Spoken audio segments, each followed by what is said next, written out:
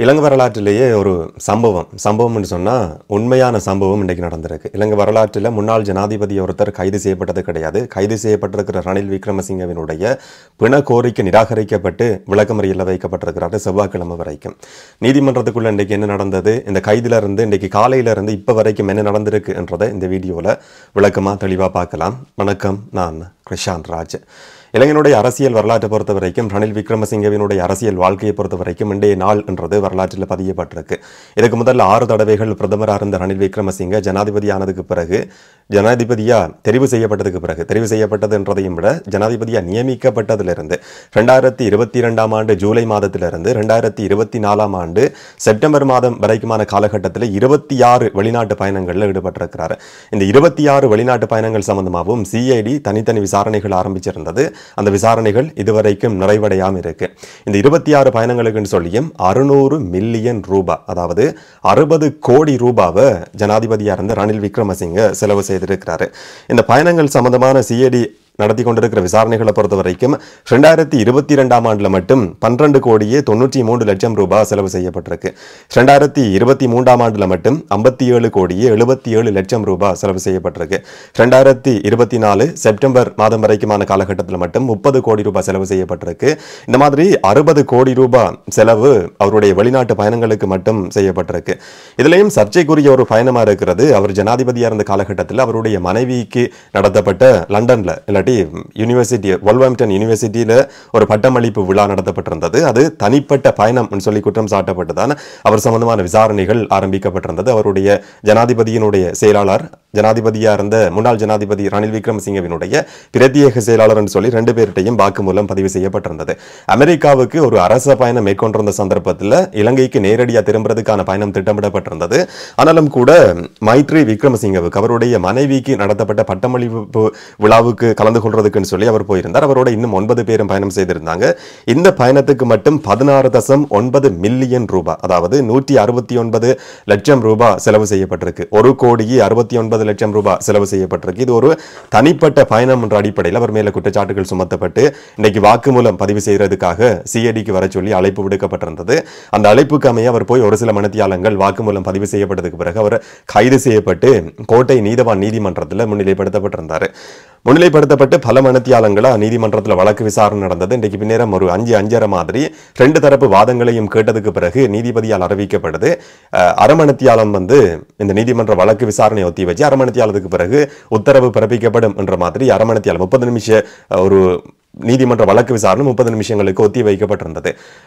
30 நிமிஷம் ஒத்தி வைக்கப்பட்ட வழக்கு விசாரணை ஆரம்பிக்கப்பட்டு ஒரு சில நிமிஷங்கள்ல அந்த உத்தரவு பிறப்பிக்கப்பட இருந்த சந்தர்ப்பத்தில் நீதிமன்றத்தில் மின்சாரம் துண்டிக்கப்படுது, இல்லாட்டி தடை செய்யப்படுது. இது சாதாரணமாக நிகழ்ந்திருக்கிற ஒரு சம்பவமா, இல்லாட்டி அதுக்கு பின்னால் ஒரு சதி முயற்சி இருக்கா என்றதை பற்றி இதுவரைக்கும் தெரியாது. அதை பற்றியும் சில நேரங்களில் எதிர்வரும் நாட்களில் விசாரணைகள் ஆரம்பிக்கப்படலாம்.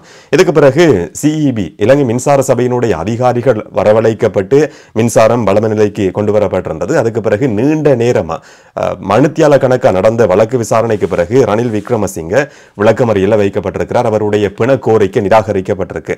பொது சொத்து கட்டளை சட்டத்தின் அடிப்படையில் தான் இந்த வழக்கு பதிவு செய்யப்பட்டிருக்கு. விசேடமான காரணங்கள் இல்லாம அவருக்கு பிணை கொடுக்க கூடாது என்று சொல்லி சிரேஷ்ட சட்டத்தரணி சட்டமாதிபர் திணைக்களம் சார்பா முன்னிலையாகியிருந்த திலீப பீரிஸ் தன்னுடைய வாதத்தை முன் வச்சிருந்தார். திலீப பீரிஸினுடைய வாதம் எப்படியானதுன்றதை பற்றி இதுக்கு முதல்ல பல வழக்கு விசாரணைகளை நாங்கள் பார்த்திருக்கிறோம். அவர் தான் இன்றைக்கு இந்த வழக்கு விசாரணையில் சட்டமாதிபர் திணைக்களம் சார்பா முன்னிலையாகி இருந்தார். 26ஆம் தேதி வரைக்கும், செவ்வாய்க்கிழமை வரைக்கும் ரணில் விக்ரமசிங்க சிறைக்கு அனுப்பப்பட்டிருக்கிறார். சிறைவாசம் அனுபவிக்க இருக்கிறார். இலங்கையினுடைய ஒரு முன்னாள் ஜனாதிபதி என்றது இன்றைக்கு வரலாற்றில் பதியப்பட்டிருக்கு. மிஸ்டர் கிளீன் என்று சொல்லப்படுற ரணில் விக்ரமசிங்க மோசடி குற்றச்சாட்டின் அடிப்படையில் பொதுமக்களினுடைய பணத்தை மோசடி செய்தார் என்ற குற்றச்சாட்டின் அடிப்படையில் இப்ப ஒரு சில நாட்கள் சிறை தண்டனை அனுபவிக்க வேண்டிய ஒரு சூழல் உருவாகி இருக்கு.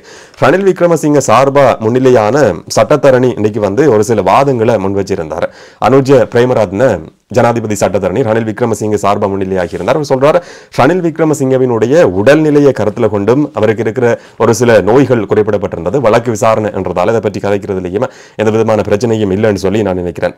இருதய நோயால ரணில் விக்ரமசிங்க பாதிக்கப்பட்டிருக்கிறாரு. நீரிழிவு நோயாலையும் பாதிக்கப்பட்டிருக்கிறார். உயர் இரத்த அழுத்தத்தாலையும் பாதிக்கப்பட்டிருக்கிறார். அவருடைய மனைவி கேன்சரால, புற்றுநோயால பாதிக்கப்பட்டிருக்கிறாங்க. மனைவியை பார்க்கறதுக்கு இருக்கிற ஒரே ஒரு நபர் ரணில் விக்ரமசிங்க தான். இதனால பிணை கொடுக்க கூடாது, அவருக்கு விளக்கமறியலில் வைக்கக்கூடாது, பிண தரப்படணும் என்ற கோரிக்கை ரணில் விக்ரமசிங்கவினுடைய சட்டத்தரணியால் முன்வைக்கப்பட்டிருந்தது. சட்டமாதிபர் திணைக்களம் சார்பாக முன்னிலையாகியிருந்த திலீப் பீரிஸ் சிரேஷ்ட சட்டத்தரணி சொல்லியிருந்தார், அவருடைய பயணம் சம்பந்தமா நடத்தப்பட்ட விசாரணைகளை பொறுத்த வரைக்கும் ரணில் விக்ரமசிங்கவே சொல்லியிருக்கிறார், ஒரு ஜனாதிபதியினுடைய வெளிநாட்டு பயணம்ன்றது பிரைவேட் விசிட் இல்லாட்டி அரச பயணம் சொல்லி ரெண்டு விஷயங்கள் கிடையாது. ஒருத்தர் எங்க போறாரோ ஏதாக்காவது பணம் செலவு செய்யப்படுதுன்னு சொன்னா அவர் ஜனாதிபதி என்ற அடிப்படையில் தான் அந்த பணம் செலவு செய்யப்படுது. இதனால தனிப்பட்ட பயணம் என்ற எந்த விதமான காரணங்களும் கிடையாது. இந்த விசாரணை இதுவரைக்கும் நிறைவடையாம இருக்கு. இன்னும் ஒரு சில நபர்கள் கூட இந்த குற்றச்சாட்டின் அடிப்படையில் கைது செய்யப்பட்டு விசாரணைகள் நடத்தப்பட இருக்கு. இந்த அடிப்படையில் அவர் வெளியில போகக்கூடாது என்ற மாதிரியான ஒரு வாதம் அரச தரப்பு சட்டத்தரணியால் முன்வைக்கப்பட்டதுக்கு பிறகுதான் இன்றைக்கு கோட்டை நீதவான் நீதிமன்றம் ரணில் விக்ரமசிங்கவினுடைய பிண கோரிக்கையை நிராகரித்து அவரை விளக்கமறியலில் வைக்க சொல்லி உத்தரவு பிறப்பிக்கப்பட்டிருக்கு. 26ஆம் தேதி வரைக்கும் அவர் இன்றைக்கு விளக்கமறியலில் வைக்கப்பட்டிருக்கிறார். இதே நேரம் ஐக்கிய தேசிய கட்சி சார்பாக அவருடைய பயணம் சம்பந்தமா வோல்வர்ஹாம்ப்டன் யூனிவர்சிட்டியால வெளியிடப்பட்டிருந்த அவங்களுக்கு அனுப்பப்பட்டிருந்த ஒரு அழைப்பிதழ் இல்லாட்டி ஒரு கோரிக்கை கடிதம் இன்னைக்கு சோசியல் மீடியாவிலையும் ஊடகங்களுக்கும் அது அனுப்பி வைக்கப்பட்டிருந்தது. வோல்வர்ஹாம்ப்டன் யூனிவர்சிட்டி ஜனாதிபதியா இருந்த ரணில் விக்ரமசிங்கவுக்கும் இலங்கையினுடைய ஃபர்ஸ்ட் லேடியா இருந்த முதல் பாரியார் என்ற அடிப்படையில் ஜனாதிபதியினுடைய மனைவிக்கும் இந்த மாதிரியான ஒரு அழைப்பு கடிதம் அனுப்பி வைக்கப்பட்டிருந்தது. அந்த யூனிவர்சிட்டியினுடைய அழைப்பை ஏற்றுக்கொண்டுதான் ஜனாதிபதியா இருந்த ரணில் விக்ரமசிங்க அங்க பயணம் செய்திருக்கிறார் என்ற மாதிரி அதை நியாயப்படுத்துறதுக்கான கடிதமா ஐக்கிய தேசிய கட்சியினுடைய சோசியல் மீடியா பக்கங்கள்லையும் அது இன்றைக்கு வெளியிடப்பட்டிருந்ததை பார்க்க முடிஞ்சது. இந்த நேரம் ஒரு ஊடகவியலாளர் சொல்றதையும் விட ஒரு யூடியூபர், சிங்கள யூடியூபர், நீங்க சில நேரங்களில் பார்த்திருப்பீங்கன்னு சொல்லி நான் நினைக்கிறேன், சுதத்தை நேற்றில் அடி முந்த நாள் ஒரு வீடியோ அப்லோட் பண்ணி சொல்றார், ரணில் விக்ரமசிங்க சிஐடிக்கு கூப்பிட இருக்கிறார் என்ற தகவல் ஏற்கனவே வெளிவந்திருந்தது. அப்படி வெளிவந்ததுக்கு பிறகு அவர் சொல்றார், ரணில் விக்ரமசிங்க கட்டாயம் கைது செய்யப்படுவார் என்றதை நான் எதிர்பார்க்கிறேன். இந்த சட்டத்துக்கு அமைய அவர் 14 நாட்கள் விளக்கமறியலில் வைக்கப்படணும், இதுதான் என்னுடைய எதிர்பார்ப்பு என்ற மாதிரி அதை ப்ரெடிக்ட் பண்ற மாதிரியான ஒரு விஷயத்தை சொல்லியிருந்தார். இது ஒரு சில அரசியல்வாதிகளுக்கு இன்னைக்கு கொந்தளிப்பு ஏற்படுத்தி இருக்கு.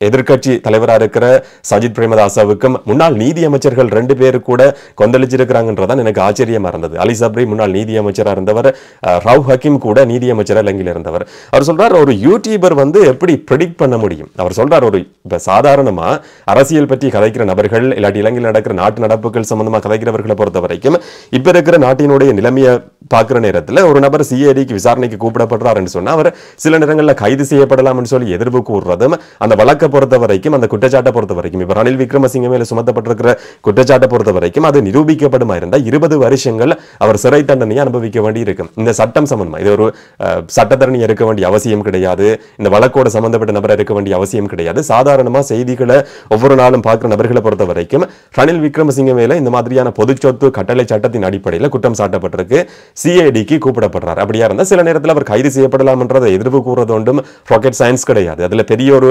ஆச்சரியப்படுறதுக்கான எந்த ஒரு விஷயமும் கிடையாது. ஆனா ஒரு சில அரசியல்வாதிகள் இன்னைக்கு கொந்தளிச்சிருக்கிறாங்க, எப்படி ஒரு யூடியூபரால கைது எதிர்ப்பு கூற முடியும், அதை எப்படி அவர் ப்ரெடிக்ட் பண்ணி இருக்கிறாரு, இது சட்டத்துறை சம்பந்தமான பல கேள்விகள் எழுப்புது என்ற மாதிரி இன்றைக்கு ஹக்கீம், அலி சப்ரி மாதிரியான நபர்கள், சஜித் பிரேமதாச, சாமரசம்ப தசநாயக்க, நல்லம்மா சொல்லி எங்கள் மத்தியில் பிரபலியம் அடைஞ்ச நபர் எல்லாருமே இன்னைக்கு கொந்தளிச்சிருக்கிறாங்க. இன்னைக்கு இந்த நீதிமன்ற வழக்கு விசாரணை நடத்தப்பட்ட சந்தர்ப்பத்திலையும் ஒரு சில அரசியல்வாதிகளையும் பார்க்க முடிஞ்சது.